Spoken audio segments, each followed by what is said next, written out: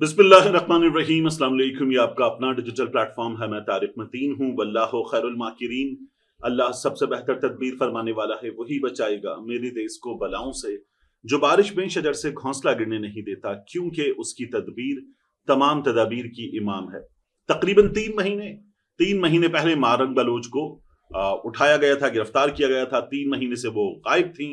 उनकी बहन, उनके चाहने वाले, उनके फॉलोअर्स शोर कर रहे थे, लेकिन कुछ भी नहीं हो रहा था। 3 महीने गुजरने के बाद MPO, maintenance of public order, उसके तहत महारंग बलोच को जब 3 महीने गिरफ्तार करके रखा गया, तो अब बिलाखिर पेश किया गया। हमने तस्वीरें देखी, महारंग बलोच थी, उनके साथ दीगर साथी थे। इनको ATC लाया गया। ATC लाया गया और ATC में पेशी के बाद इन लोगों का 10 रोजा रिमांड दे दिया गया है। उन लोगों का जो 3 महीने से गिरफ्तार थे। आपको याद है, ये कोयटा में धरना देकर बैठी हुई थी, वहां से गिरफ्तार किया गया था।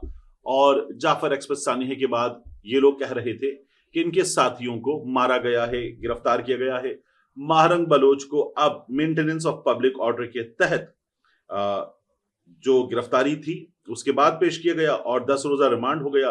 मैं देख रहा था, सीनियर वकील हैं जिब्रान नासिर साहब, उन्होंने ट्विटर पे आके बड़ा क्लियरली लिखा कि 3 महीने 15 दिन के बाद महारंग बलोच को, गुलजादी बलोच को, सिबगतुल्लाह को, अब्दुल गफ्फार को, इन चारों को पेश किया गया इंसदाद दहशतगर्दी अदालत कोयटा में। और वहां पर इन लोगों का 10 रोजा रिमांड हो गया है। जब रियासत के पास ये एक्सप्लॉयटेशन खत्म हो गई, कानून का गलत इस्तेमाल खत्म हो गया मेंटेनेंस ऑफ पब्लिक ऑर्डर के तहत, क्योंकि मुसलसल किया जा रहा था, तो अब बलोच यकजहती कमेटी के इन लीडर्स को यहां ATC में पेश किया गया। उन्होंने कहा आप तैयारी करें कि लंबी तारीखें दी जाएंगी, जो जमानत है उसमें डिले होगा, और उसके अलावा कानून का हर तरीके से गलत इस्तेमाल किया जाएगा। महारंग बलोच को इस बात की तैयारी करनी चाहिए। आज जब अदालत में महारंग बलोच को पेश किया गया, तो महारंग बलोच की जो तस्वीर हैं, जो वीडियोज हैं, वो वायरल होना शुरू हुई कि अब भी वो विक्ट्री का निशान बना रही हैं, उनके साथी विक्ट्री का निशान बना रहे हैं, और उनको कैद में रखकर जो तोड़ने का मकसद था वो पूरा नहीं किया जा सका, ये कहा जा रहा है। रियासत का महारंग बलोच पर इल्जाम यह है कि वो BLA का सॉफ्ट फेस हैं, और ये जो BLA जिसके पीछे इंडिया है, उन लोगों का महारंग बलोच के साथ एक गठजोड़ है। इस गठजोड़ के नतीजे में महारंग बलोच ने बलूचिस्तान के हालात खराब करने में किरदार अदा किया है। ये महारंग बलोच पर रियासत का इल्जाम है। अभी तक क्या ये इल्जाम साबित हो सका है? नहीं। महारंग बलोच ये बताती है कि उनके वालिद भी लापता किए गए थे, और फिर उनके वालिद जो हैं वो जिन हालात में मिले, तो वो इंतहाई तकलीफ दह सूरत हाल है। वो सूरत हाल है जो बलूचिस्तान में लापता होने वालों की होती है। ये महारंग बलोच का इल्जाम है। रियासत का इल्जाम महारंग बलोच पर यह है कि वो रियासत के खिलाफ होने वाली कार्रवाइयों में हिस्सा लेती हैं। वो कार्रवाइयां जो BLA की हैं, जो भारत की हैं, उनका सॉफ्ट फेस महारंग बलोच हैं। और जो इंडिविजुअल है वो रियासत पे कुछ साबित नहीं कर सकता, ये हमने देखा है, क्योंकि रियासत जो है वो बहुत बड़ी होती है, और रियासत इंडिविजुअल्स पर अभी तक, इन इंडिविजुअल्स पर कुछ भी साबित नहीं कर सकी। ये केस चल रहा है। ये इस केस की अब तक की हमारे सामने जो जाहिरी हालत है वो है। दूसरी जानिब इमरान खान साहब का मामला है। इमरान खान साहब के मामले में आप देखिए कि बैरिस्टर सलमान सफदर साहब ने अब जल्द समाअत के लिए एक दरखास्त और दायर कर दी है। मैंने आपको पूरी हिस्ट्री बताई कि ये किस तरह से 2024 के आगाज में मामला फरवरी में शुरू हुआ था, फिर उसके बाद दिसंबर 2024 के वस्त में फैसला आना है, आगे बढ़ता रहा, और फिर जनवरी में जाकर जब ये फैसला आ गया, तो उसके बाद सजा मौतली की दरखास्त का मामला था। जनवरी से अब तक लटकता चला जा रहा है। अदालतों में जाकर इसकी समाअत की जाए, ये मुजाहिरे किए गए। जाकर जज साहिबान की टीम से मिला गया और उनसे कहा गया समाअत की जाए, लेकिन समाअत की तारीखें नहीं आनी थी। हमारे सामने तारीख आई थी 5 जून, समाअत नहीं हुई। 11 जून समाअत नहीं हुई। फिर हमारे सामने 26 जून की तारीख आई, समाअत नहीं हुई, और नया प्रोसिक्यूटर लगा दिया गया। अब एक और दरखास्त डाल दी गई है कि समाअत कर दी जाए। साकिब बशीर साहब, इस्लामाबाद हाईकोर्ट के जबरदस्त रिपोर्टर, उनका मैं आपको ट्वीट दिखा रहा हूं। وہ بتا رہے ہیں کہ کس طرح سے 2 مہینے کے اندر مریم نواز اور کیپٹن صفدر ان لوگوں کی سزا معطلی کی درخواستیں نمٹ گئی تھی، یہ ہو گیا تھا. لیکن عمران خان صاحب کے معاملے میں سسٹم نے جو فیصلہ کیا ہے وہ فیصلہ ہمیں نظر آتا ہے کہ کس طرح سے ان کے کیسز سنے ہی نہیں جا رہے، ان کو لٹکایا جا رہا ہے اور یہ سلسلہ جاری ہے. اس میں کہیں بھی آپ کو کوئی بھی رکاوٹ آئے یہ نظر نہیں آ رہا. عمران خان صاحب کی ٹیم، ان کے وکلا، ان کی بہنیں، تمام کے تمام لوگ اس وقت عدالتوں کے باہر سر پٹک پٹک کر تنگ آ گئے ہیں، لیکن سماعتیں نہیں ہو رہی ہیں. یہ سسٹم نے جس طرح سے فیصلہ کیا عمران خان صاحب کے کیسز کو چلانے کا، تجزیہ کار کہتے ہیں اس کا نتیجہ ہے. عمران خان صاحب کو اس طرح سے انصاف نہیں ملتا. اور میں نے آپ کو صبح بھی بتایا تھا، اب بھی بتا رہا ہوں کہ ایک پیپر چاہیے عمران خان صاحب سے، ایک پیپر چاہیے. اس پیپر پہ لکھا ہو کہ مجھے 9 مئی پر شرمندگی ہے، 9 مئی نہیں ہونا چاہیے تھا، 9 مئی نہیں ہوگا، اور ممکن ہے کہ معافی کے الفاظ بھی ہوں اس میں، یا معافی کے الفاظ نہ ہوں تو کم از کم ندامت کی بات ہو. یہ پیپر سسٹم کو عمران خان صاحب سے چاہیے. ایک ایسا پیپر جو نواز شریف کی طرف سے موجود تھا، یہ پیپر سسٹم کو مل جاتا ہے تو عمران خان صاحب کو یہ سسٹم باہر آنے دے سکتا ہے. یعنی اس کے بعد پھر یہ ہوگا کہ ٹھیک ہے اب عمران خان صاحب باہر آ سکتے ہیں، کیونکہ جس طرح سے نواز شریف صاحب کے سامنے وہ پیپر مسلسل آتا رہا اور ان کے لیے ہزیمت کا، شرمندگی کا سامان کرتا رہا، اسی طرح سے ایک پیپر چاہیے عمران خان کو نواز شریف کے برابر لانے کے لیے. سسٹم یہ چاہتا ہے، یہ بعض جگہوں سے پتا چل رہا ہے، لیکن یہ ہو پائے گا یا نہیں ابھی تک تو ہمیں ایسا ہوتا دکھائی نہیں دے رہا. مگر کوشش پوری ہے کہ عمران خان صاحب کو اس جگہ لایا جائے. عمران خان صاحب کہتے ہیں کہ مجھ سے معافی مانگی جائے، سسٹم کہتا ہے عمران خان صاحب معافی مانگیں.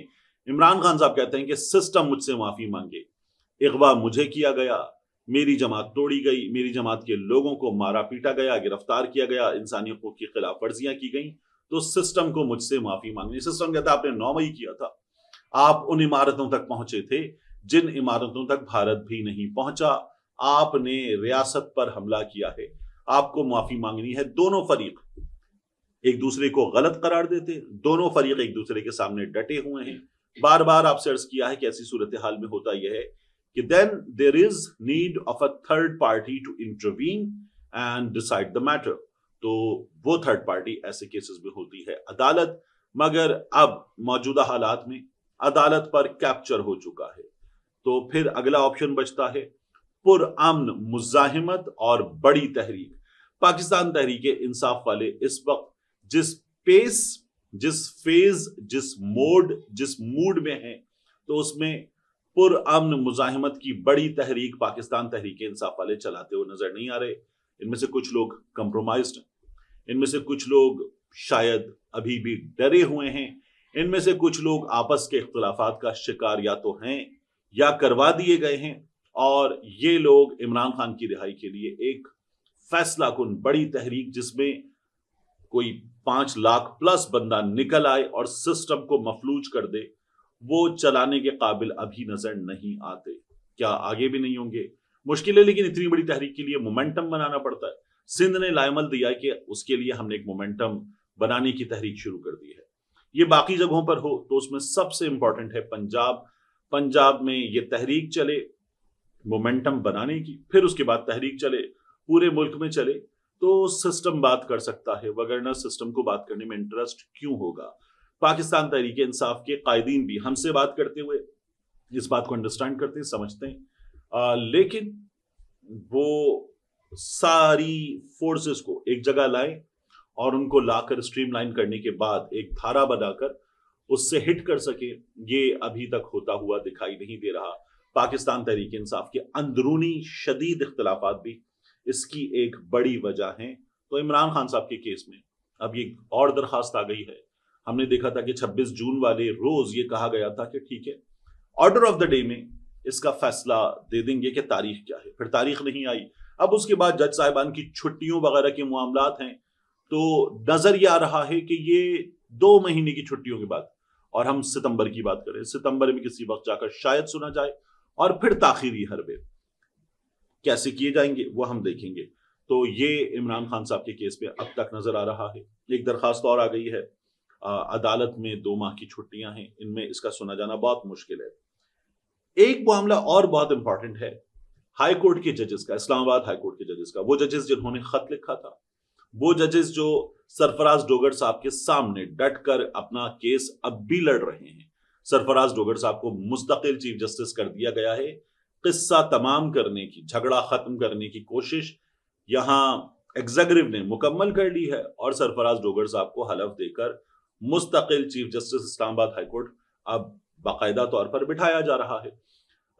یہ 5 ججز جو کیس لے کر گئے ہیں یہ اپنی ایفرٹ کر رہے ہیں، لیکن اس سے پہلے ہی کیس ختم ہو چکا ہے، تو عدالت میں جانے کے بعد جب یہ تمام چیزیں ہو جائیں تو پھر چھیڑا نہیں جاتا، ہم اس فیز میں پہنچ چکے ہیں تو کچھ خاص ہوگا نہیں۔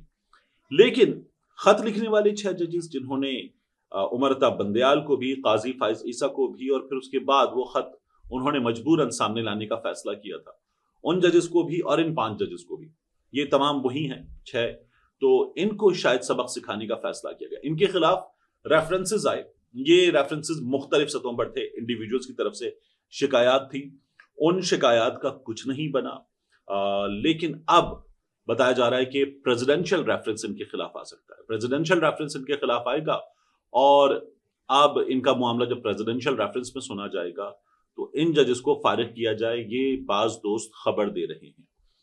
جو دوست خبر دے رہے ہیں وہ ذرائع سے خبر دے رہے ہیں، وہ ذرائع جن کا ہم نے دیکھا ہے کہ ہمیں یہ پتہ چلتا ہے کہ اچانک پوری بنی بنائی خبر ذرائع سے آتی ہے، ان ذرائع کی بات ہو رہی ہے، تو ان ججز کے خلاف معاملہ آگے بڑھے گا اور ان کو فارغ کیا جائے گا۔ ان ججز نے یہ کہا ہے کہ نہ استعفیٰ دیں گے، نہ اپنے موقف سے پیچھے ہٹیں گے، اور یہ جو ریفرنس والا کیس ہے اس کو بھی ڈٹ کر فائٹ کریں گے۔